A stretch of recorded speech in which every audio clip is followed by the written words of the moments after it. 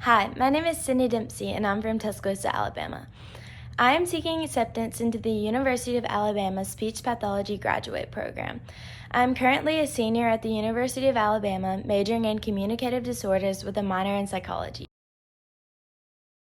This past summer, I had the opportunity to intern at the Bell Center for Early Intervention Programs. This experience allowed me to gain firsthand experience working with a transdisciplinary team, which included a speech-language pathologist, physical therapist, occupational therapist, and a special education teacher. Through this internship, I learned the importance of collaboration in our field.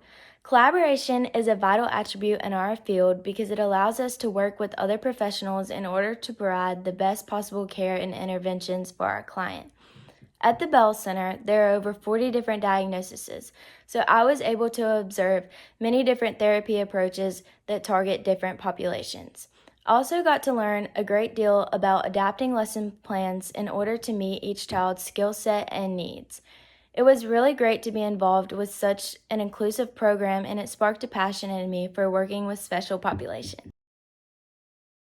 During the COVID pandemic, I had to learn to overcome being socially isolated from my friends and family.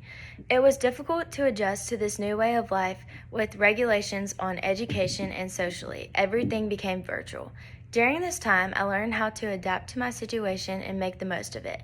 I found different ways to communicate with others. With my friends, we would talk over the phone weekly, which allowed us to continue to foster our connections with each other.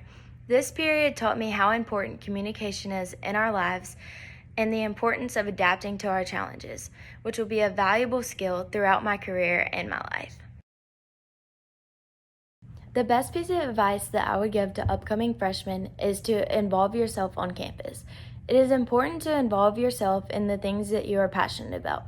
Throughout your college career, you will become really busy, and it's important to dedicate yourself to the things that are most important to you. By discovering what you are passionate about, then you are able to dedicate your time towards these things. For example, I knew that I wanted to become a speech-language pathologist, so my freshman year, I joined NISHLA. Throughout this, I was able to learn a great deal about our field, and during my junior year, I decided to run for exec.